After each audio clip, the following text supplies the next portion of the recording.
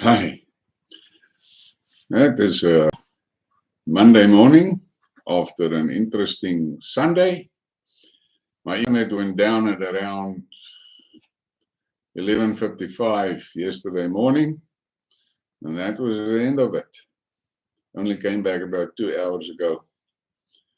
Apparently, some affirmative shopping was done, and the barbarians misjudged themselves. They thought it was copper cable. Meantime, they ripped a hell of a length of fiber optic out. But that is South Africa. And we have to live with that type of shit. I don't know how the government's going to stop it. It's going to be hard. It's going to take a politically motivated government to bring law and order back to South Africa. Because quite obviously,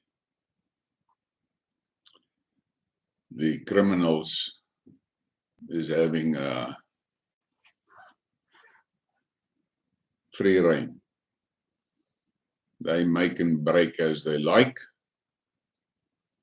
and the citizens must try and protect themselves, while the authorities have got all types of excuses.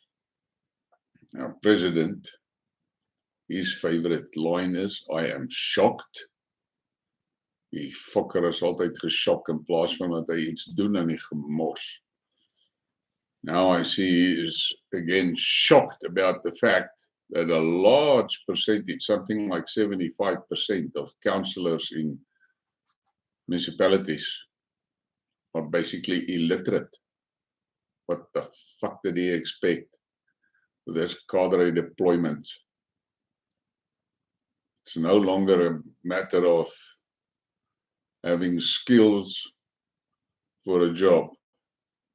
The only thing that they measure is if your skin is black and how connected are you to the ANC. And that is all you need to have on your CV. I'm black, and Cyril is my pal, and the job is yours. This is a balls up, but let's talk about the Russian fuck up in Kharkov. Now, most of us that follow that war saw what happened down in the south, and that the well-publicized offensive did take place, but it was abortion. And in the meanwhile, it seems to me the Russians took their eye off the ball, because Kharkiv is close to the Russian border and it's fairly quiet there, and there were a little bit of skirmishes in the beginning, and there was that hilarious incident where the Ukrainian forces ran to the border and planted a post and paraded around the post and posted it on Twitter and posted it on Facebook and posted it on Telegram and all over the show, making a big story of them reclaiming their border. Well, we all know that group was wiped out within 3 days after that incident. The Russians caught them all. But this thing that happened over the weekend, now from what I could gather, it was the US that provided the intelligence from satellite photographs and everything. You must understand that that Kharkov region is not really militarized by the Russians. The LPR militia is in charge there. And the Russians that were in those villages and towns were basically military police, not really soldiers. And they were there checking the law and order. So it was fairly casual, I would say. And the attacks came fast and furious, and they were caught off guard, people or equipment, because they withdrew quite rapidly. But the problem that we have is the optics, because the Ukrainians has already published it and posted and said that they are now filtering the population. Now my folk, ons almal weet wat hulle by filtering bedoel. They are now searching for Russian sympathizers there. And they're going to do the same thing that they did there close to Kiev. I can't name that place because YouTube goes crazy if I do, but it starts with a B. And we are going to see things like that. And the other thing that is a really serious problem is there are now, of those citizens in those areas that didn't manage to escape, that are now going to pay, most probably with their lives. And the population will get an idea, fuck, to support the Russians is dangerous because, look, they just want to pull out. And then we're back in the hands of these Nazis. So I don't know how the Russians are going to handle that one. On the military side, they jumped in like hell. And from Friday, late Friday, you could already see that they were pushing forces in that direction. And fortunately, it's close to the Russian border, and it's the logistic lines just is not that long. And late Saturday afternoon, they started with their offensives, and the artillery was working hard, and the Air Force was working hard. And in the meantime, they also brought a lot of heavy equipment in with those big helicopters of theirs. And it seems to me like last night, the Russians said, fuck this special military operation, and they went all out war. Apparently, they destroyed over 50% of Ukraine's electricity reticulation and supply in 2.5. That is a war. Now, we all know that Putin his instructions was that the guys must be careful, to not damage infrastructure and to not kill civilians. And they must stay out of the fields because they don't want to fuck the crop up and so forth. But now, I personally think that Shoigu and Putin was at that Vostok military war games for the week, and they took their eye off the ball. And from the things that I read, Putin is apparently furious. And the hardliners is now whipping him. So I think what we can expect is the gloves to come off now. I think the Russians are done with this soft approach.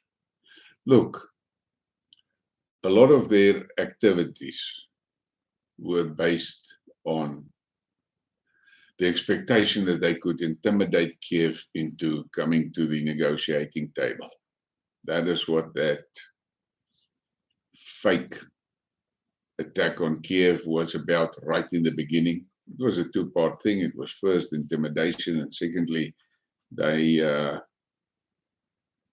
locked a lot of Ukrainian troops up in Kiev to give them a chance to encircle Mariupol. And but I think they realized very quickly that the West has got a solid grip on the nuts of Zelensky. And he does exactly what they tell him to do. And this attack on Kharkov was 100% orchestrated by the West. Now, there's another thing that we must keep in mind.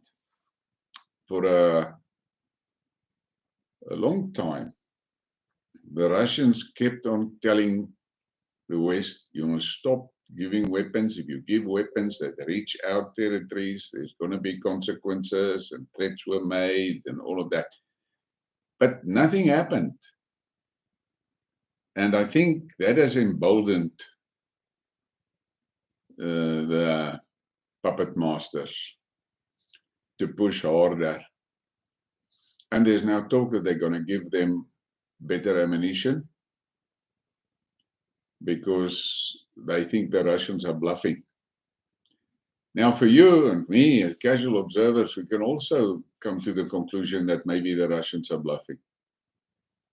But after what they did last night to the electrical system, I won't be surprised if within the next 24, 48 hours, we're going to get information of serious attacks on command and control centers in the Ukraine.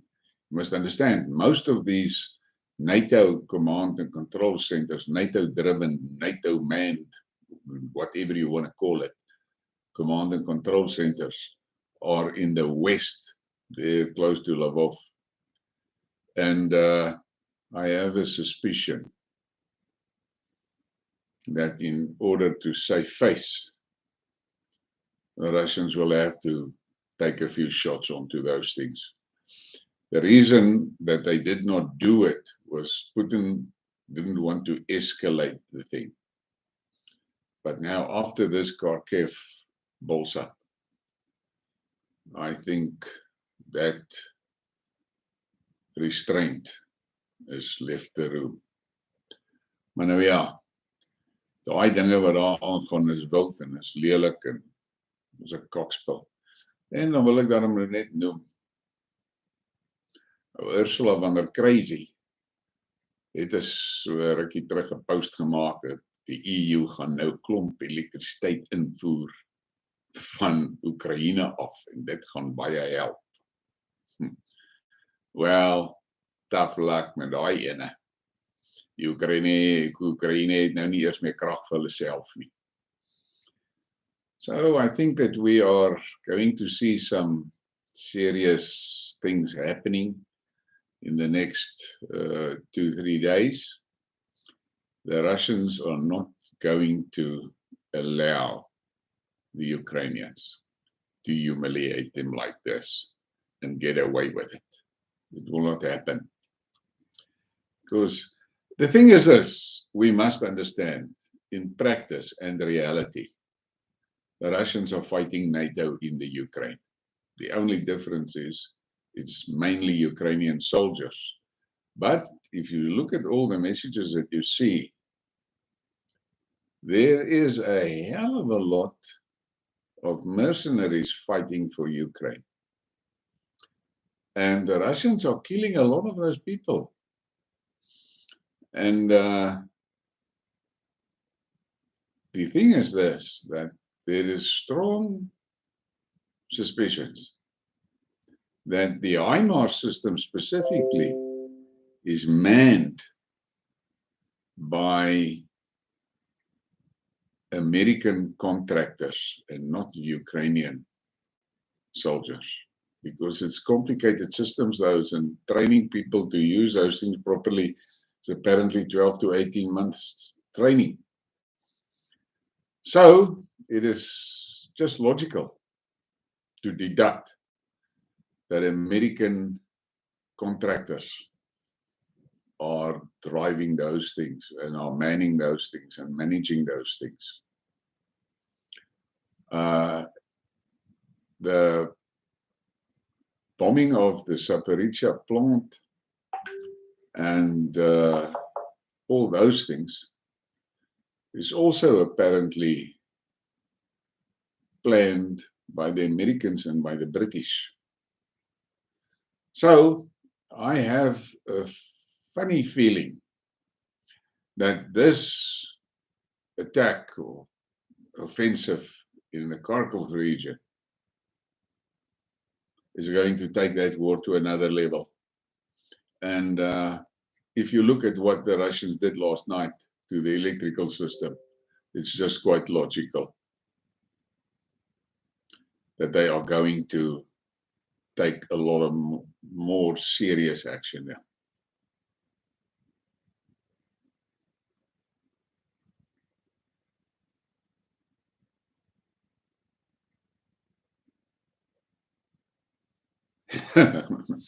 Yeah, Alberto, Eskom. What can we say about Eskom? Eskom is a joke. That thing has been ruined. Well, Kiev should actually get the ANC in. They will show them how to fuck a country up properly so that the Russians don't want it. That's what I think. In the end, what is happening in the Donbass is ugly. But on another note, I have uploaded another Skidmark that I did about Yemen. And you guys should take note of what's happening in Yemen. It is a tragedy what's going on there. It's actually a travesty, not a tragedy. It is scary what they are doing there. Yes, I agree with you. It is now clear that it is Russia against NATO. And I think NATO is going to get hammered because up to now, the Russians were fighting really carefully. They were basically fighting surgically. And there is another commentator that I listened to, and his opinion is that the Russians most probably made a mistake by giving the DPR and LPR militia so much say in how the activities must be driven there.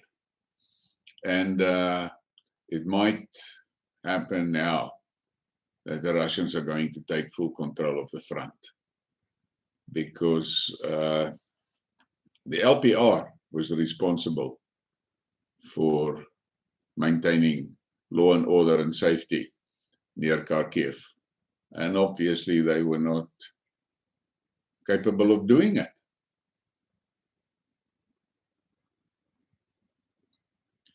Yeah, there is a serious famine in Yemen, but you know, the thing is this, what we must remember about Yemen. Yemen is not only being attacked by Saudis and NATO, Yemen is also being sanctioned by the fucking USA, as they do all over the world. They put sanctions on countries, and then with those sanctions, they create absolute chaos and disasters in those countries. The Yemen people can't get medicine. They are struggling to get food. Between the Saudis and NATO, the production capacity is fucked up every day more and more. And in the meantime, back at the ranch, I saw a post a few days ago. The French pushed troops into the gas and oil fields there. So these fuckers are basically there stealing Yemen's oil and gas. And what is happening there in Yemen, that is really no decent person can condone what is happening there. And I'm just glad that Iran is supporting those people. And the fact of the matter is, slowly but surely, Iran is creeping out from under the sanction chains. And with the help of Russia and China, Iran is coming back onto the world map.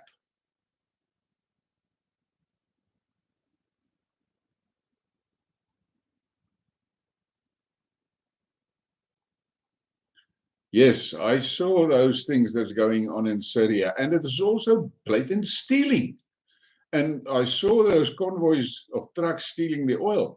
But then, about 2 days ago, I saw some messages on Telegram that the fucking USA is stealing the wheat from Syria.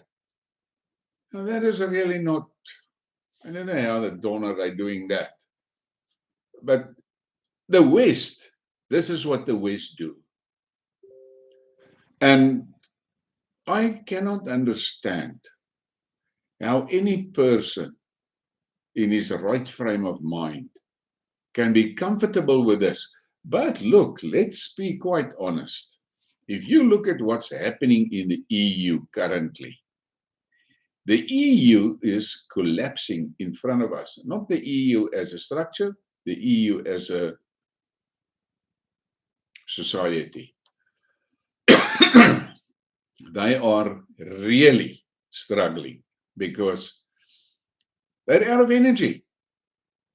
And you can't drive any country today in 2022 if you don't have energy. But we've got this WEF players in the background with their fucking Great Reset plan and all that shit. And what they are doing is driving the EU over the precipice. I am just surprised, really surprised, that the EU citizens is taking that. I don't know how that happened. Look, for us here in South Africa, it's a different story. We've got similar types of shit here, but the fact of the matter is, we are a tiny minority, about 4% of the total population. So what? We can't do much. What is making me angry is the fact that we are in this shit pit because of what the West did. The West engineered this fuck up. And the same thing they did in Zimbabwe. Yes, Alberto, the power of MSM. And that is one of the big reasons why I am doing what I'm doing. I'm not an influential guy or an influencer, as I like to call it, and so forth. But there are people that see my shit. And I try my best to publish the stuff that MSM will never know, will never show.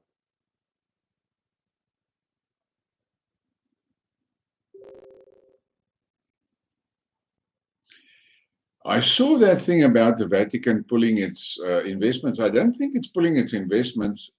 From what I could read, it was just the instruction to send all the cash. Now, the reason for it, I can't figure out what the movement is behind it. But look, there's another thing. I saw an article that the Russian central bank is working on a plan to implement cryptocurrency as part of their payment systems. Now, that will be excellent.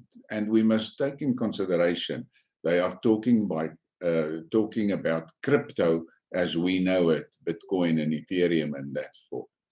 Because they say that the crypto trades, with crypto payments, makes cross-border payments quick and easy, secure, and fast. And that can play a big role in bypassing the financial sanctions. And the Russians are talking about that crypto. They're not talking about digital currencies with, that controlled by the Russian central bank like these fuckers from the WEF is planning. But look, I think Putin is strangling the globalists. Many of their plans has now already been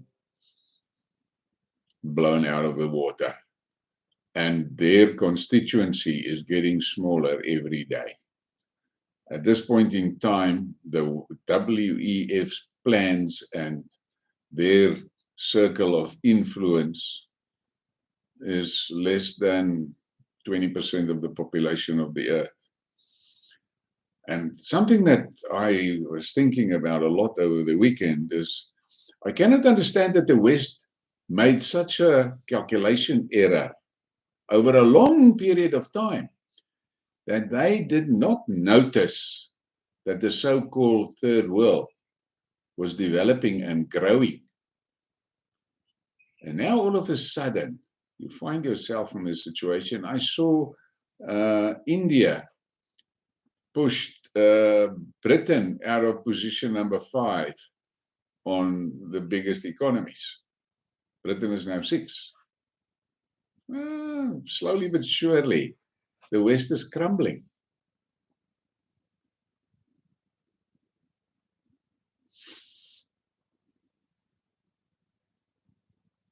Yeah, I'm sure the riots is coming.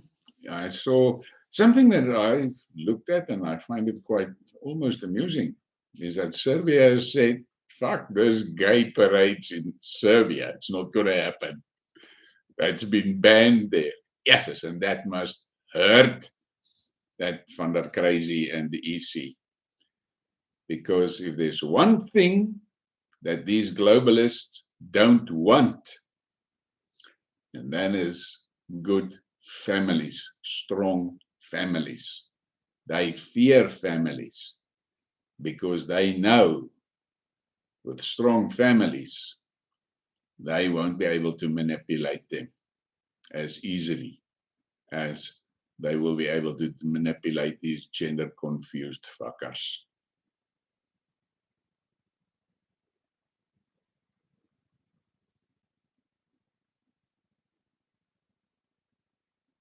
Yes, I saw that flattening of the curve and I thought to myself, what the hell is that? Where did we hear that phrase previously, flattening the curve?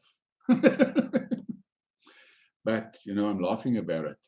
When I see the reports that I'm currently seeing about the people and the effects of this snake poison, it makes me angry. Yeah, 2 weeks, don't worry. I saw a post this morning where she bragged about importing a lot of electricity from the Ukraine. And now all of a sudden last night, the Russians wiped that one out. Yes, it's 2.5 hours to take out more than 50% of Ukraine's electricity network. That is brutal. But yeah,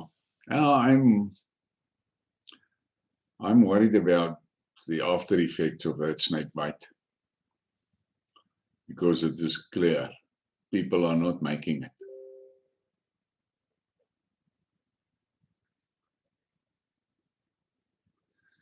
Yeah, you know, that's a sad thing about the people that took the snake bite. There were people that took that snake bite in because they trusted the government. And then there were people that were coerced to take it. But now look at what's happening now. And my question is just this. Once the broad masses realize that they are actually walking dead, what the hell is going to happen? Because you must understand at that point, when a guy realizes this, look, I've been bitten, I'm done. He's got nothing to lose.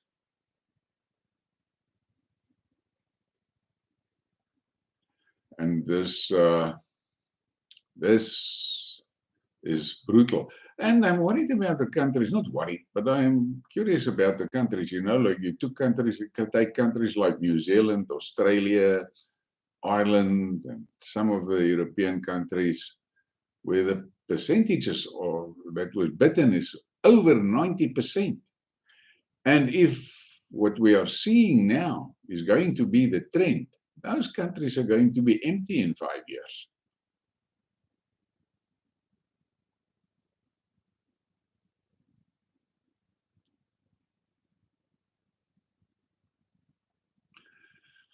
Yeah, this depopulation thing is a bullshit. But you know what is, for me, what makes me curious is if you look at the snake bite victims, I'm going to call them victims, it's from mostly from the civilized Western world. And it was the Western civilization that were driving the technology and everything that we enjoy today. And you take those brains out of the world, what the fuck is going to be left over?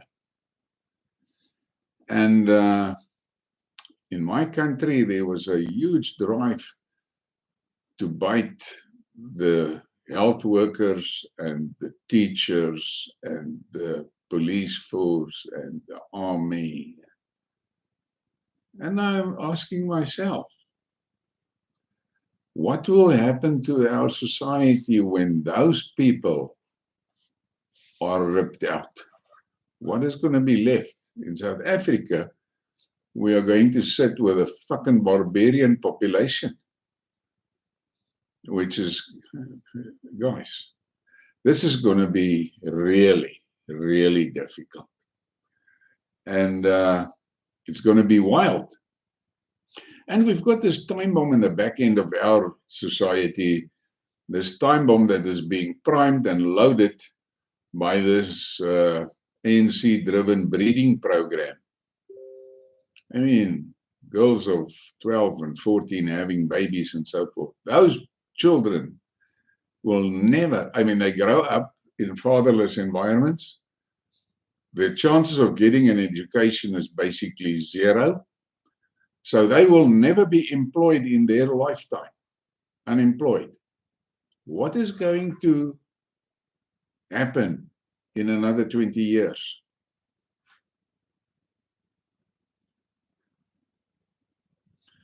So we have got that problem. And I want to tell you guys, thank you very much for supporting me. Hit those like buttons, please, man. It's the likes that pushes the YouTube algorithm to share. I'm struggling to build the channel, but I'm sure it will pick up speed, because there is a need for people to see the other side of the coin. Yes, I agree with that. Populations can never just keep growing. And to me, in my mind, I think the barbarian part of our population is going to breed themselves into extinction, because it is not sustainable. It is just simply not sustainable. Thank you, Harold. I appreciate your support. The thing is this, that when you look at our country, the white people are being excluded from freely participating in the economy. And historically, the whites were the guys that were creating employment opportunities. And now they don't want to do it anymore. Most of the entrepreneurs will set up a business that's just big enough to carry him and his family, and that's the end of it. And that is a sad story. But I think that unless there is some serious changes to that breeding program, there must be limitations. I read an article once in which the guy said that they should make it that you cannot get a child grant if the mother doesn't have matric. That will be a damn good start. And then they said you only get a grant for one child. Now that will be also good. I know that they can't stop that grant now, just blindly, just stop it, because to millions of people, that is really the only money that they ever get. They won't get anything else, and they will not have any other means of sort of supporting themselves. But there must be rules and limits around that plan. They must phase that thing out, because that thing is going to eat up the government budget. I personally think that we are not far away from the day that this government won't be able to pay their social grants, all of it. And the next step is they won't be able to pay the civil service.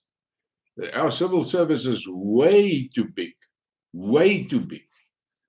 And the people are paid well, way too much. I mean, I have got a friend that's in the motor trade, and about 2 or 3 years ago, he said to me, girl will walk in at the government offices here in Riverside. She's got a matric certificate and she starts working as a PA with 45,000 Rand a month salary. Fuck. I worked very hard my whole life. And I always was working for myself, and I had some bloody good businesses. I could never take a pay of 45,000 Rand. I see my wife, she was qualified 4 degrees and 4 or 5 postgraduate diplomas. And she never earned that type of money. Now, what the fuck?